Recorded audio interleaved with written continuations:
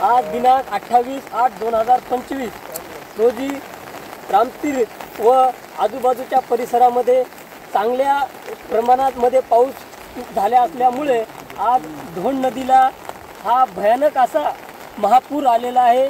तरी आजूबाजूच्या सर्व शेतामध्ये आज 5 ते 10 फूट इतके पाणी साचलेले आहे। तरी हे कापसाचे झाड आता बुडालेलेच आहे, तरी याच्यामध्ये आता काहीच नाही। तरी हा धोंड नदीला अतिशय मोठा असा पूर आलेला आहे आणि आजूबाजूच्या शेतामध्ये 4 ते 5 फुटापर्यंत आता पाणी साचलेलं आहे आणि आजूबाजूला पाणीच पाणी दिसत असल्यामुळे आज फार मोठ्या प्रमाणामध्ये शेतीचे नुकसान झालेले आहे।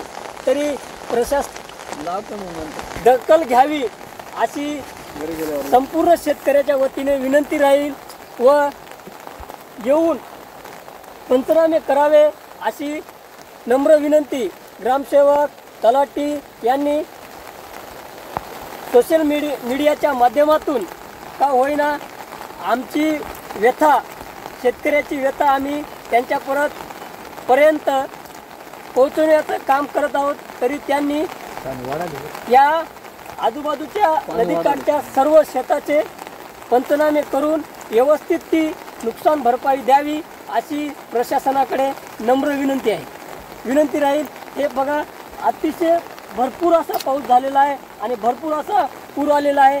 यामध्ये काही शंका नाही व काहीच खोटे नाही। नमस्कार। झालं का?